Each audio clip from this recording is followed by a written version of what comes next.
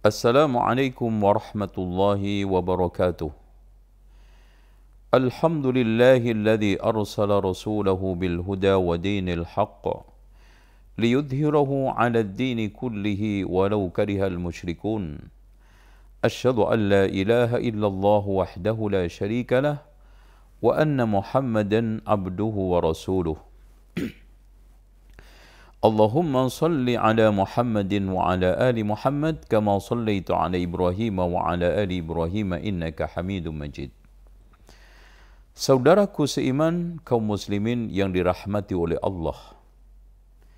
Ada sebagian statement yang kita dapat yang sedang viral di dunia maya, di sosmed, bahwa siapa yang tidak sholat Jumat maka dia kafir, bahkan tidak boleh menikahi anak kaum muslimin ya dimanapun.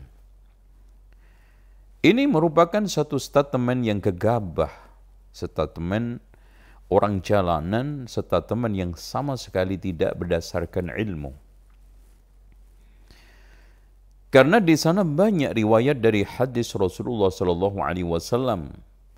Di antaranya adalah hadis yang dikeluarkan oleh Imam Abu Dawud, Tirmidzi dan juga Nasa'i, bahwa orang yang dinyatakan bersalah, orang yang dinyatakan sekarang ini bermasalah meninggalkan sholat Jumat itu adalah meninggalkan dengan catatan, yaitu tahawunan. Dalam riwayat lain min ghairi daruratin, dalam lafaz lain min ghairi udrin, tanpa ada uzur.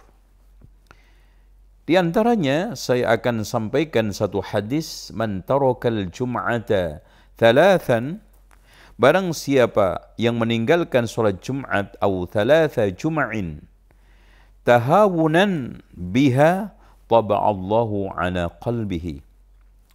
Barang siapa yang meninggalkan salat Jumat 3 kali, dalam lafaz lain berturut-turut, tahawunan dalam rangka untuk meremehkan, di dalam lafaz lain min ghairi daruratin, tanpa ada suatu darurat, dalam lafaz lain min ghairi udrin, tanpa ada uzur, maka Allah akan cetak di dalam hatinya. Apa maksud daripada Allah cetak di dalam hatinya? Yang tidak lain adalah kutiba minal ghafilin, dicatat termasuk orang-orang yang lalai. Imam Al-Munawi menegaskan dicatat termasuk orang-orang munafikun. Intinya tidak sampai pada keluar dari Islam, tidak sampai pada tingkatan kufur. Itu pun kalau kufur. Ini pun kalau seandainya meninggalkan tanpa uzur, tanpa darurat, tanpa ada satu alasan. Adapun dengan alasan seperti sekarang mewabahnya virus corona, maka di sini tidak masuk sama sekali. Dengan demikian, di dalam masalah takfir saya ingin ingatkan kepada saudaraku yang telah mengeluarkan secara mudah pengkafiran kepada sesama muslim. Yang disebut dalam bahasa Arab adalah takfir, hendaknya hati-hati.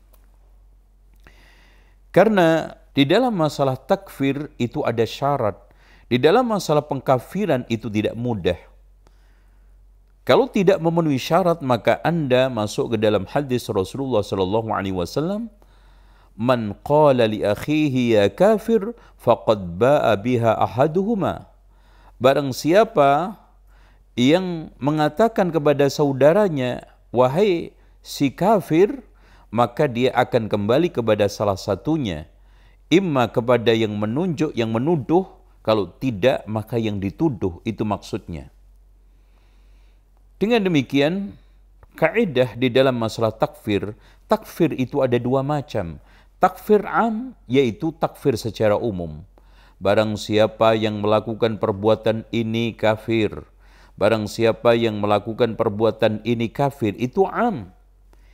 Tapi tidak selamanya takfir am ini kita bisa terapkan pada takfir yang kedua, yaitu takfir khas, yaitu secara khusus, muayyan kepada orang per orang. Bahkan Imam Ahmad mengatakan kebanyakan hal-hal yang kita katakan siapa yang melakukan perbuatan ini adalah kafir, siapa yang melakukan perbuatan ini kafir, dalam realitanya tidak bisa dengan mudah kita terapkan pada orang per orang.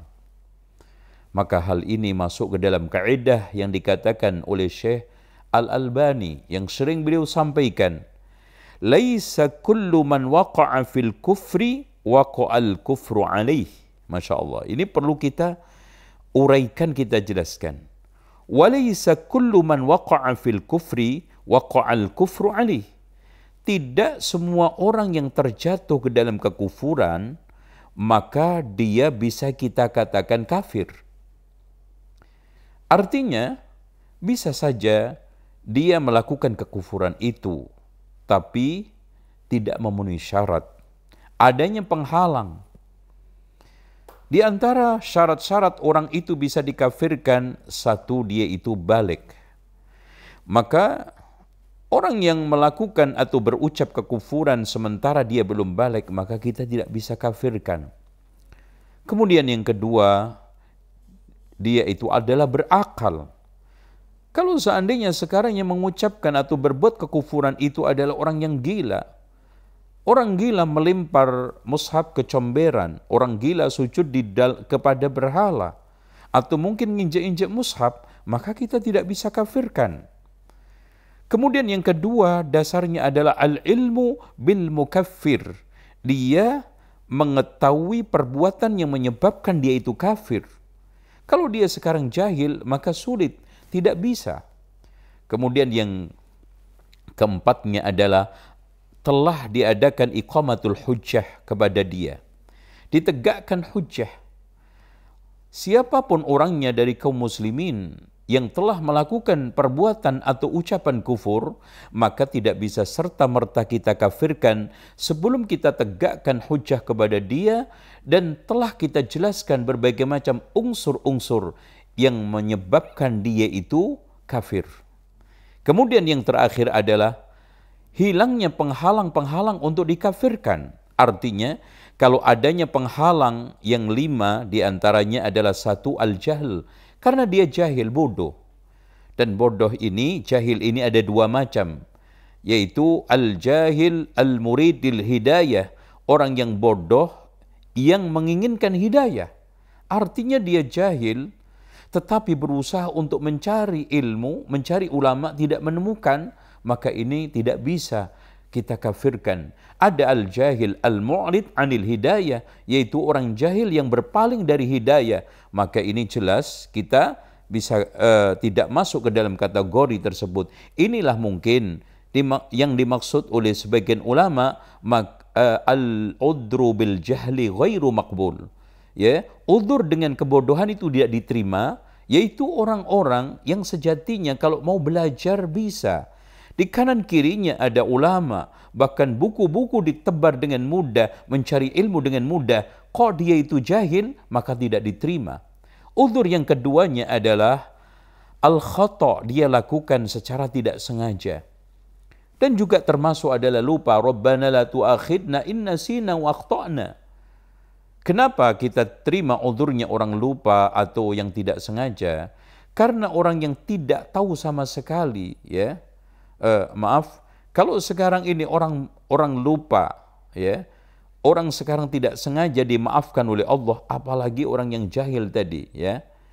Coba perhatikan di sini, Rabbana la tu'akhidna in nasina aw akhta'na, dan Allah telah mengabulkan. Artinya Allah memaafkan orang yang lupa, Allah memaafkan orang yang melakukan perbuatan tidak sengaja.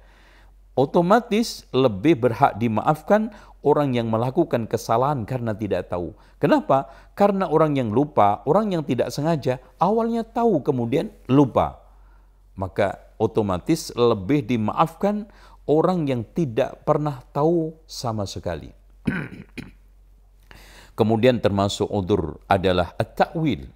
Karena dia melakukan berdasarkan satu takwil, salah konklusi. Contoh, ada sebagian orang yang menghalalkan khamr karena menyangka bahwa khamr itu masih halal berdasarkan takwil atau pemahaman yang nyampai pada dia. Ya, dan yang lainnya. Seperti firman Allah, wala taqrabus salata wa antum sukara, jangan dekat-dekat salat sementara kamu dalam keadaan mabuk. Berarti kalau jauh dari waktu salat boleh mabuk, padahal ayat ini sudah dinasakh. Kemudian termasuk uzur adalah qaribun bil ahdi minal Islam, baru masuk Islam.